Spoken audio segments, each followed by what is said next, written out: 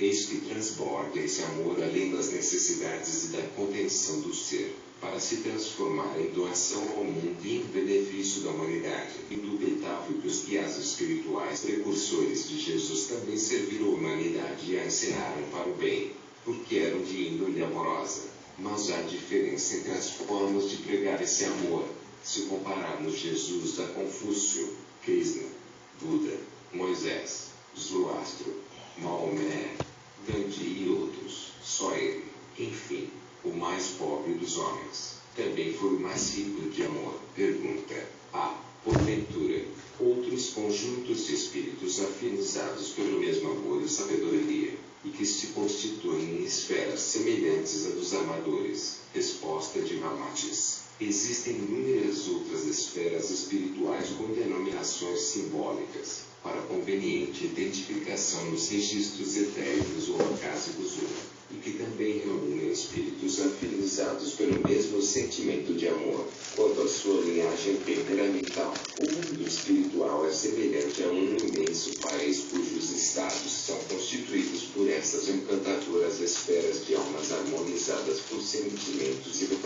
objetivos semelhantes, compondo a humanidade virtuosa sob o carinho eterno do Pai. Certo que, em sentido oposto, também existem coletividades satânicas, agrupadas nas regiões trevosas e formando instituições belicosas, em porfia incessante contra as entidades do bem, à semelhança da comunidade dos amadores. Citamos a esfera dos justiceiros, constituída por almas cuja jornada messiânica pelo vosso mundo as faz aliar ao seu sentimento fraterno e amoroso energia que lhe prova os desregramentos dos homens, como foram João Batista, Moisés ou Paulo de Tarso. A esfera das harpas eternas abrange o conjunto de espíritos eleitos para impregnar a música humana de respeitosa religiosidade, como Orfeu, Palestrina, Bach, Schubert, Handel, Mozart, Gounod, Verdi, Haydn e outros autores dos mais belos oratórios, missas sinfônicas e trechos religiosos. A esfera dos oráculos dos tempos, fonte dos profetas como Daniel, Ezequiel, Jeremias, Isaías, Miqueias, Ezequiel, Samuel ou nós tratamos. A esfera das safiras da renúncia inspirou Gandhi, Francisco de Assis, ou Vicente de Paula. A esfera dos peregrinos do sacrifício, almas que simularam por ideias ousadas de esclarecimento espiritual, como João Luz, Giordano Bruno, Joana d'Arc, Sócrates. A esfera das pérolas ocultas refere-se às almas capacitadas para a revelação dos fenômenos excepcionais da vida invisível, como Antônio de Pádua, Apolônio de Tiana, Dom João Bosco, Teresa Gamani, Homem, Eusebia Paladino e outros. A esfera das chamas do pensamento abrange as almas do tipo Zoroastro, Platão, Buda, Pitágoras, Krishnamurti e outros autores dos novos rumos para a libertação mental do homem. A esfera das estrelas silenciosas reúne espíritos mais raros, em cuja vida física eles se tornam verdadeiros canais vivos de receptividade à fluência espiritual do alto sobre os homens, alimentando seus próprios discípulos só pela sua presença tranquila e confiante,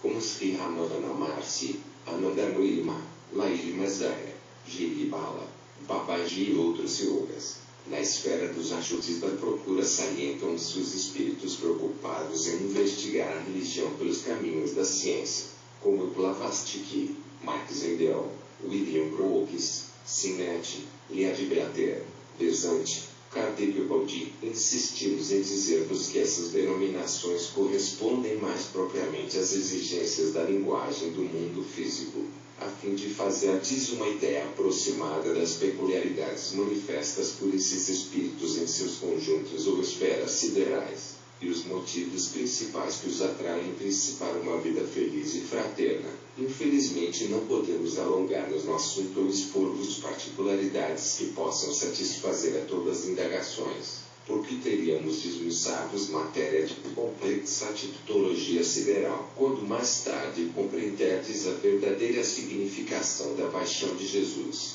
na terra. Então podereis aquilatar o sentido exato da terminologia psicológica desses vários grupos de espíritos quais, apesar de sua maneira de agir, não só se congregam para o mesmo fim espiritual, como ainda atendem às convocações dos instrutores espirituais em suas missões de sacrifício nas crônicas planetárias. Cada grupo sideral é aproveitado conforme sua índole e talento, pois enquanto certa parte fica no espaço, intuindo e guiando os encarnados para a maior receptividade dos ensinamentos e revelações do instrutor situado na matéria, em época devidamente prevista, como aconteceu a Antúlio, Hermes, Krishna, Buda, Jesus ou Kardec. Outros encarnam-se na Terra e mantêm as vivas propagadoras dos novos conceitos espirituais. Então se pode observar, no mundo material, que as grandes transformações e os renascimentos operados nas esferas musicais, da pintura, da ciência, da política ou da religião, não se cingem exclusivamente ao indivíduo que expõe e divulga a nova mensagem, mas, em seguida, aderem a ela discípulos, seguidores e simpatizantes atraídos pela natureza do mesmo ideal. No entanto, essa adesão absoluta e jubilosa em torno de igual mensagem de renovação no mundo é sempre fruto de um plano inteligente, sensato e evolutivo a se desdobrar na matéria e controlado pela sabedoria dos mentores siderais. Assim como ocorreu na propagação do cristianismo. Capítulo 7. A natureza do corpo de Jesus pergunta. Havendo duas teorias quanto à natureza do corpo de Jesus, a carnal e a fluídica, podeis dizer-nos algo a esse respeito? Resposta de Ramatiz. Embora respeitando o sentimento elevado de alguns espíritas que, apoiados na teoria de Holstein, consideram fluídico o corpo de Jesus, na verdade o nascimento do Mestre obedeceu às leis comuns da genética humana. Seu organismo era realmente físico. Evidentemente, tratava-se de um organismo isento de qualquer distorção patogênica própria ou hereditária, pois descendia da mais pura linhagem biológica das gerações passadas, constituía magnífica expressão anatomo-fisiológica e o seu sistema nervoso era uma rede hipersensível entre o comando cerebral e os seus órgãos de relação. Pergunta: mas não seria razoável que Jesus tivesse um corpo fluídico, considerando-se a sua elevada hierarquia espiritual? Resposta de Ramatiz. Não contestamos que o seu grau angélico faça jus e possa compor um corpo fluídico ou diáfano, idêntico aos já existentes em mundos superiores de outras constelações. Porém, o cabal desempenho da missão de Jesus no ambiente do vosso planeta exigia-lhe um corpo igual ao de seus habitantes. Teria de ser um tão compacto e vigoroso quanto reclamavam os imperativos do meio onde deveria viver. Aliás, em face da revelação científica agora aceita, de que a matéria é energia condensada, não se justificam essas preocupações quanto à natureza fluídica ou material do corpo de Jesus, ante a sua alta espiritualidade. E isto é o que mais importa. O seu corpo nada significa por ter sido mais ou menos denso, ou seja, composto de energia condensada em maior ou menor dose. Essa contingência de mais ou menos densidade material não seria favorável nem prejudicial a Jesus, pois o seu sacrifício máximo não decorreu das dores físicas que ele teria de suportar no ato de sua crucificação. O seu holocausto mais acento consistiu na sua luta de abaixamento vibratório, no sentido de ajustar-se à matéria densa do mundo inferior, em atrito com as vibrações morais do seu padrão angélico. Semelhante descida foi um calvário de angústias que se prolongaram durante mais de 1 milênio de vosso calendário. Infelizmente, as limitações de vossa sensibilidade moral ainda não vos permitem avaliar a renúncia espiritual de Jesus, decidindo abandonar o seu paraíso celestial, para descer aos charcos de um mundo animalizado. Pergunta: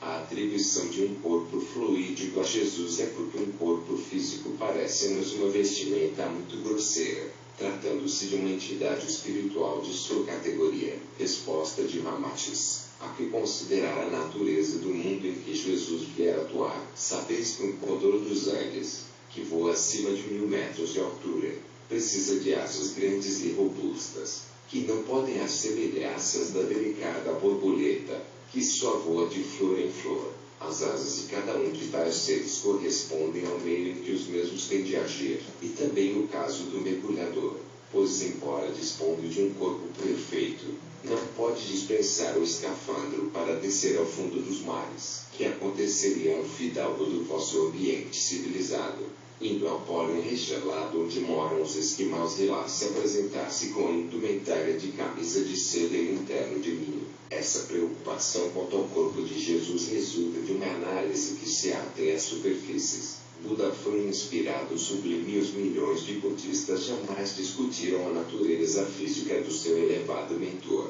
Certamente, a Índia estaria abalada espiritualmente, dividida sob divergência religiosa, se uma parte dos crentes afirmasse que a santidade de Buda exigia um corpo esguio e elegante, enquanto outros achassem natural o corpo obeso e nutrido do grande iluminado. Pergunta: quanto à origem dessa concepção a respeito do corpo de Jesus ser fluídico, não terá sido produto de uma intervenção malévola do espaço, quanto à obra de Holstein, no sentido de tisnar a beleza dos 4 evangelhos, ou trata-se de uma concepção do escritor, buscando, com isso, enaltecer a pessoa de Jesus? Resposta de Mamatis: essa concepção é ainda um reflexo dos efeitos seculares adscritos aos dogmas, milagres, mitos e tabus copiados da vida de diversos precursores de Jesus. E então, os exegetas do passado atribuíram a Jesus também uma existência mitológica. São de igual teor a ressurreição e a ascensão do Mestre aos céus em corpo e alma.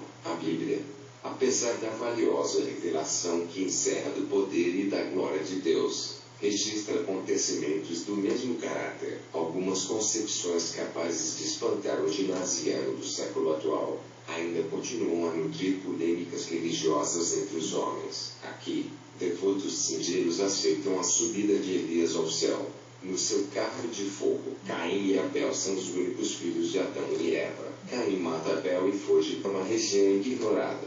Porém, a prole humana de raças diferentes surge em todos os recantos da terra, como se brotasse do próprio solo. A humanidade terrena ainda continua responsável pelo pecado original, devido à imprudência de Adão e Eva, no Éden, em que um caso particular, de comerem um fruto proibido, passou a complicar a vida de todas as gerações futuras. Mesmo entre os espíritas, essa disposição para o dogmatismo religioso ainda não foi eliminada completamente, porque a libertação religiosa pregada por Kardec data apenas de um século. Muitas almas, ingressando no espiritismo, ainda sentem certa dificuldade para se ajustarem completamente aos novos ditames espirituais da nova doutrina, pois a influência de 15 séculos de submissão dogmática à teologia sacerdotal de todos os povos não pode ser dissipada em algumas dezenas de anos. Allan Kardec, o cérebro libertador da escravidão religiosa, ainda não foi integralmente compreendido em sua ousadia espiritual,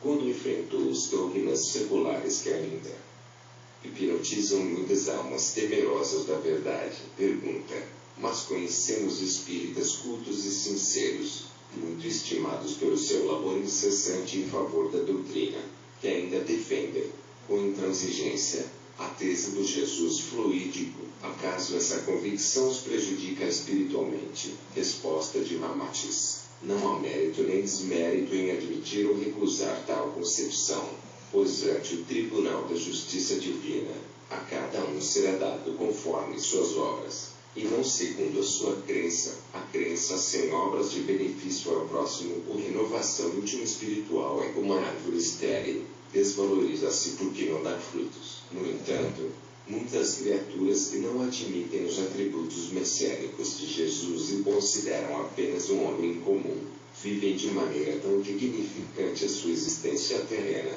que podem ser consideradas a conta dos seus verdadeiros discípulos. No espaço não existem agrupamentos partidários de um Jesus físico ou fluídico, mas apenas consciências felizes ou infelizes consoante o seu padrão moral. Se Jesus exigisse um corpo fluídico, semelhante privilégio implicaria na condenação do mecanismo da procriação criação, mediante a qual Deus proporciona o benefício da vida humana no vosso orbe. A lei divina da preservação da espécie é um fenômeno tão sublime e digno de respeito como os demais fenômenos ou maravilhas do universo. O seu aspecto deprimente em face do conceito humano é produto exclusivamente da mentalidade animalesca do próprio homem, que subverte a ordem natural de uma técnica criadora em atos condenáveis de lubricidade. Pergunta: reza a tradição evangélica que o corpo de Jesus desapareceu do túmulo e, conforme a lenda, ascendeu ao céu depois de ressurgido. Porventura essa ascensão do Mestre Jesus em corpo e alma ao céu não é suficiente para provar a tese do corpo fluídico? Resposta de Ramatiz: Jesus Espírito, encerrada a sua tarefa sacrificial ante a humanidade, guardou seu corpo no túmulo, assim como o artista genial, após terminar a execução primorosa da sua obra, recolhe o seu instrumento na caixa. Seria o caso de Mozart, Bach, Chopin, que não mais existem como figuras humanas. No entanto, suas melodias admiráveis ainda falam ao sentimento dos que as escutam com devoção. Que importa, pois, o corpo fluídico de tais gênios da música, se o que está vivo impressiona exclusivamente o espírito das suas composições? Que importa, também, o acontecido com o corpo de Jesus, quando, a vigial, a sua divina melodia evangélica de amar a Deus sobre todas as coisas e ao próximo como a si mesmo, é o cântico miraculoso que permanece e transforma muitos Herodes em Vicentes de Paulo e Saulos em Paulos, as filigranas musicais de uma sinfonia deslumbrante de emoções superiores. Seria bastante irrisório nos ocuparmos em discutir a qualidade da madeira do violino ou do piano utilizados pelos concertistas, em face da mensagem ou sinfonia de amor cósmico executada pelo sublime artista divino, Jesus. Também é importuno e até ridículo nos preocuparmos com a natureza do seu corpo. Depois do sacrifício na cruz, o corpo de Jesus foi transferido, a altas horas da noite, por Pedro e José de Arimateia, para um jazigo de propriedade deste último, devotadíssimo ao Mestre, e assim, evitavam que os sacerdotes instigassem os fanáticos a depredarem o túmulo do Messias, para desprestigiá-lo como líder espiritual. Pergunta: muitos espiritualistas aceitam a tese do corpo fluídico, por considerarem este tipo de organismo mais compatível com o grau espiritual do Mestre, e conforme preceitua a lei, a cada um será dado segundo as suas obras. Jesus, sendo um espírito angélico, deve ser o merecedor de um corpo mais refinado, ou seja, menos pesado. Resposta de Ramatiz: sem dúvida, isso é uma reverência louvável. Porém, a utilização de um corpo físico era um imperativo fundamental para que Jesus desempenhasse satisfatoriamente a sua missão no ambiente moral e social do vosso mundo, sem discrepar das injunções humanas. Assim como não é possível erguermos pedras com alavancas de papelão, Jesus não poderia agir normalmente no mundo físico, caso dispusesse somente de um corpo fluídico. Aliás, ele mesmo afirmou que não viera destruir a lei, porém cumpri-la. Além de sua atribuição de legislador evangélico, Jesus estava incumbido de outras tarefas determinadas pela ciência cósmica, algo conhecidas dos gregos do Oriente, assim como o Espiritismo é a síntese iniciática mais acessível à mente do homem comum. O Evangelho estruturado por Jesus constitui também a súmula mais compreensível da ciência cósmica para a mente do homem terrícola. Quando os adeptos do Espiritismo penetram cada vez mais no seu âmago, surpreendem-se com as revelações que descobrem, identificadas com todas as ciências ocultas e os ensinos iniciáticos, na intimidade do Evangelho. As singelas máximas pregadas por Jesus identificam-se com todas as leis que regem o próprio cosmos. 2. O Messias, além de legislador espiritual, foi o mais avançado cientista encarnado na Terra, rompendo a fronteira cósmica para a salvação do homem, proporcionou-lhe a aquisição de luz planetária, no sentido da libertação definitiva da vossa humanidade. Essa é a razão por que o Velho e o Novo Testamento afirmam: o Messias é o Salvador dos homens. Pergunta: algum Alguns espíritas admitem que o nascimento de Jesus deve ter sido diferente do processo comum da genética humana ou